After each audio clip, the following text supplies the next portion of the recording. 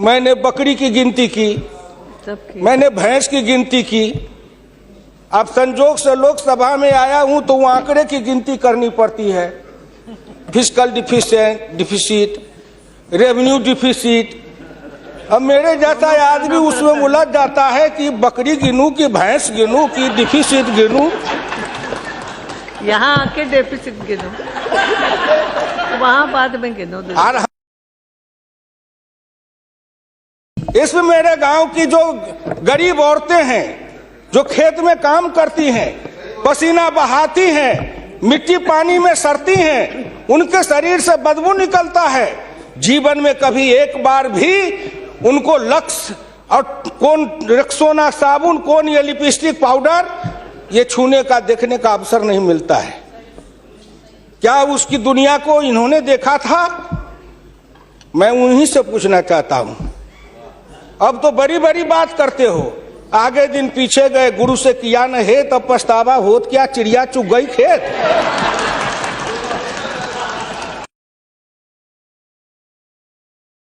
मैं 1977 में एमएलए बन के आया, इंडिया गेट के किनारे पैदल टहल रहा था। एक बड़ी गाड़ी में एक बड़ा कुत्ता जा रहा था, वो अपने मुंह को निकाल के जी लपलपाते जा रहा था। मैं गांव का आदमी खड़ा होकर सोचने लगा, कुत्ता जरूर कुछ कह रहा है। मैं एमपी था, कभी दिल्ली देखा नहीं था। मेरे अंदर से आवाज आई कि कुत्ता कह रहा है, क्या है तू गांव का किसान, गरीब, मजदूर, पिछड़ा, दलित, तू क्या जन्म लेके करने आया है? तुझसे मैं सौभाग्यशाली हूं। देख, मैं ठंड गर्म गाड़ी में बैठा हूं, केक खाता हूं, ऑमलेट कटलेट खाता हूं, गद्दे पर सोता हूं। तुमने देखा हिंदुस्तान, तुमसे अच्छा मैं हूं। उस दिन मुझे लगा कि इस हिंदुस्तान के बड़े लोगों के कुत्ते भी मुझसे अच्छी जिंदगी जी के रहे हैं, और मुझे उस जिंदगी से भी बदतर जिंदगी जिलाने वाले कोई नहीं है, आप हैं।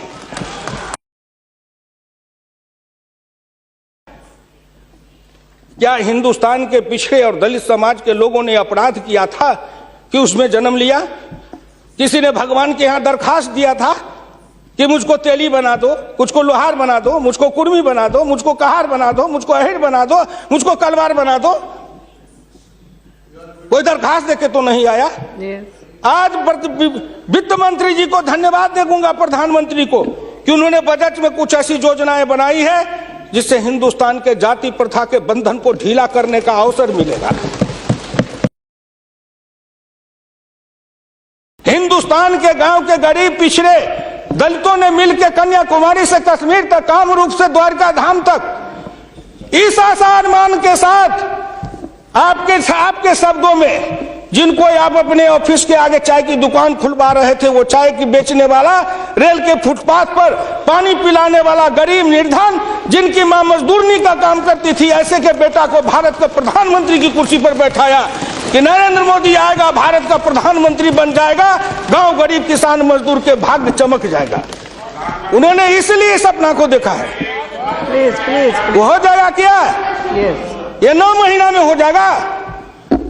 आप नेता बोलते थे, मैं सुन रहा था, मुलायम सिंह आदरणीय बोल रहे थे, मेरे साथी हैं, बरसों तक समाजवादी आंदोलन में लड़े, कि 9 महीना में तो बच्चा पैदा हो जाता है। मैंने कहा कितनी वैज्ञानिक बात कर रहे हैं, ये तो वैज्ञानिकता है, प्रकृति का नियम है, 9 महीना में बच्चा पैदा होता है। लेकिन जो बच्चा पैदा होता है, क्या वो बच्चा 9 महीना में फिर बच्चा पैदा